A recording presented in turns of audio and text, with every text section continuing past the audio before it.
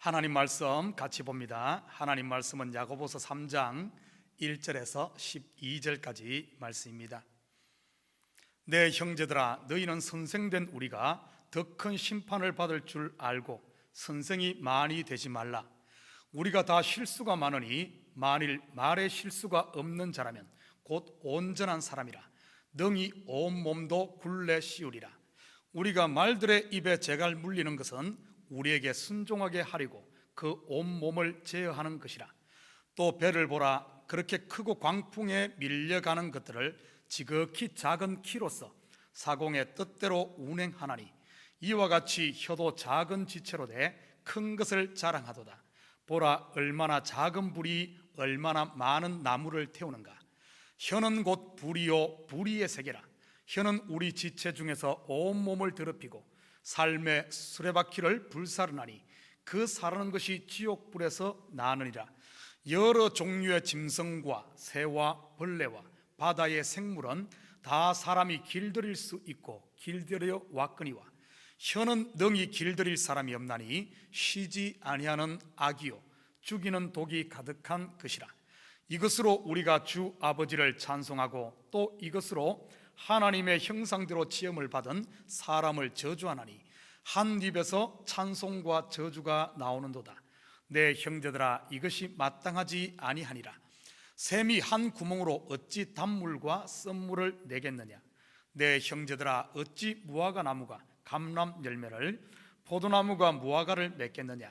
이와 같이 짠물이 단물을 내지 못하느니라.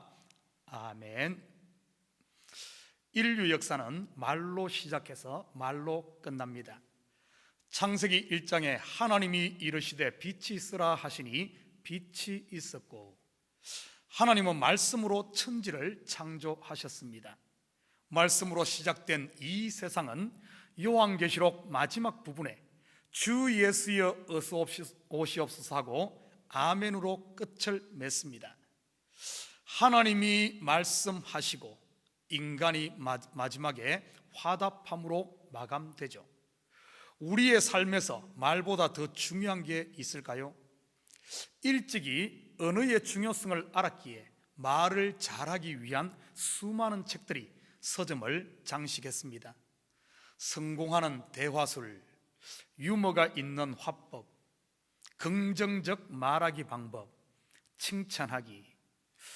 저도 학창시절에 말을 잘하기 위해 참 많은 이러한 책들을 읽었습니다.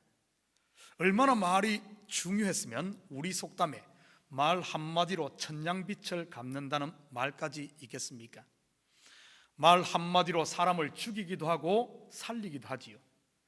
오늘 본문이 이 혀에 대해서 다루고 있습니다. 참으로 많은 성도들이 오늘 본문에 대해 잘못 알고 있는 경우가 많습니다. 오늘 본문을 침묵은 금이다 식으로 이해한다면 야고보 사도의 의도를 크게 곡해하는 것이지요. 본문의 참뜻을 알아 우리의 입술이 하나님의 뜻을 이루는 마르나타 아멘의 입술이 되었으면 좋겠습니다. 1절 같이 읽겠습니다. 내 형제들아, 너희는 선생된 우리가 더 큰 심판을 받을 줄 알고 선생이 많이 되지 말라. 누가 선생일까요? 목사님, 전도사님, 장로님들, 교회 학교 교사들, 목장 리더들을 말할까요? 얼핏 보면 교회 리더의 위치에 있는 사람들에게 하는 것처럼 보입니다. 나는 리더 아니니까 나와는 상관없다고 생각하십니까? 그렇다고 교회 학교 교사 그만두라는 말일까요? 아닙니다. 자세히 다시 보십시오. 내 형제들아, 너희는 선생된 우리가. 누가 선생님입니까? 진리를 아는 저와 여러분이 선생입니다. 예수 그리스도를 믿는 모든 성도를 말이죠. 선생은 무엇을 하는 사람입니까? 먼저 아는 것을 모르는 자들에게 가르치는 사람이죠. 분명 우리는 진리를 아는 선생인데 본문에서 선생이 많이 되지 말라네요. 무슨 말일까요? 너는 선생인데 내가 선생이 되지 말라. 그러면 누가 선생이 되게 하라는 말일까요?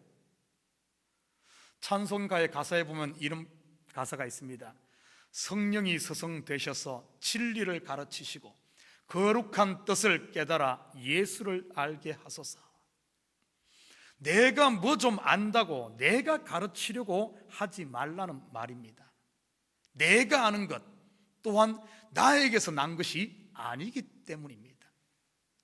마태복음 16장 16절에서 17절 같이 봅니다. 시몬 베드로가 대답하여 이르되 주는 그리스도시요 살아계신 하나님의 아들이시니이다. 예수께서 대답하여 이르시되 바요나 시몬아 내가 복이 있도다.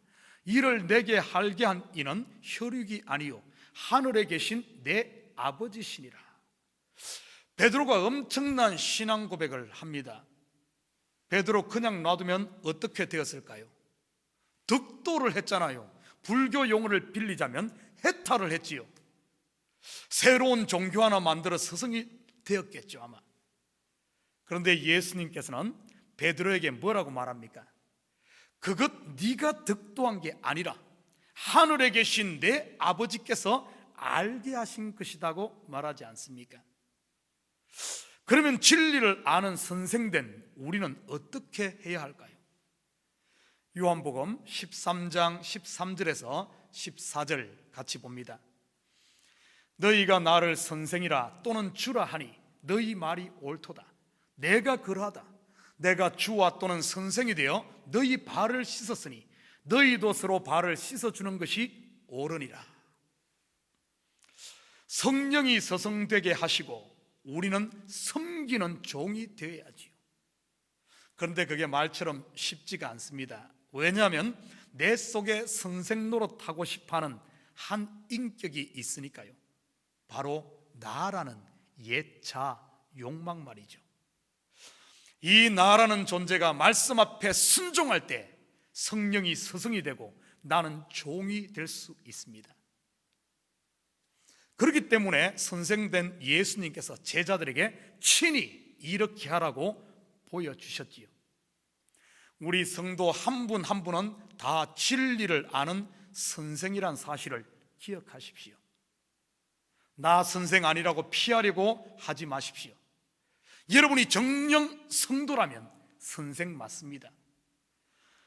제발 여러분 스스로 선생 노릇하지 마시고 순종의 삶을 통해 성령이 서성되는 우리 식구들 다 되기를 바랍니다. 자, 2절 같이 봅니다. 우리가 다 실수가 많으니 만일 말에 실수가 없는 자라면 곧 온전한 사람이라 능히 온 몸도 굴레 씌우리라. 말이 많으면 실수를 하니 말 적게 하라는 말처럼 보이지만 그런 뜻이 아닙니다. 실수로 번역된 이 단어는 죄라는 뜻입니다. 다시 보면 우리는 다 죄가 많으니 만일 입에서 죄악된 내 욕망의 소리가 나오지 않으면 온전한 사람이다, 이렇게 번역할 수 있습니다. 무슨 뜻일까요? 자기가 부인된 사람은 온전한 사람이다, 이런 말입니다. 내 속에는 두 인격이 있잖아요. 성령의 생각과 육신의 생각. 내 속에서 내 육신의 생각이 죽는 것을 성령 충만이라고 합니다. 나는 없고 내 속에 예수만 있는 사람, 이런 책 제목도 있더군요. 나는 죽고 예수로 사는 사람. 온전하신 예수만 내 속에 있으니 내가 바로 온전한 사람인 것이지요. 예수님이 하나님의 뜻에 온전히 순종하시며 십자가를 지셨듯이 이런 사람은 온 몸도 굴레 씌워 그리스도의 종이 된다는 뜻입니다. 종에게 굴레 씌우잖아요. 여러분 자신을 한번 살펴보십시오. 하나님의 사랑의 굴레 안에 있습니까? 그리스도의 은혜의 굴레 안에 있습니까? 감사의 굴레가 여러분을 메고 있습니까? 이 굴레를 다른 말로 하면 십자가입니다. 마가복음 8장 34절 같이 보겠습니다. 무리가 제자들을 불러 이르시되 누구든지 나를 따라오려거든 자기를 부인하고 자기 십자가를 지고 나를 따를 것이니라. 자기가 부인된 사람을 온전한 사람이라고 합니다. 그러면서 야고보 사도는 혀의 위험성을 이렇게 말합니다. 5절 같이 봅니다. 이와 같이 혀도 작은 지체로 돼 큰 것을 자랑하도다. 보라, 얼마나 작은 불이 얼마나 많은 나무를 태우는가. 혀는 작지만 큰 것을 자랑한다고 합니다. 로마서 10장 10절 같이 봅니다.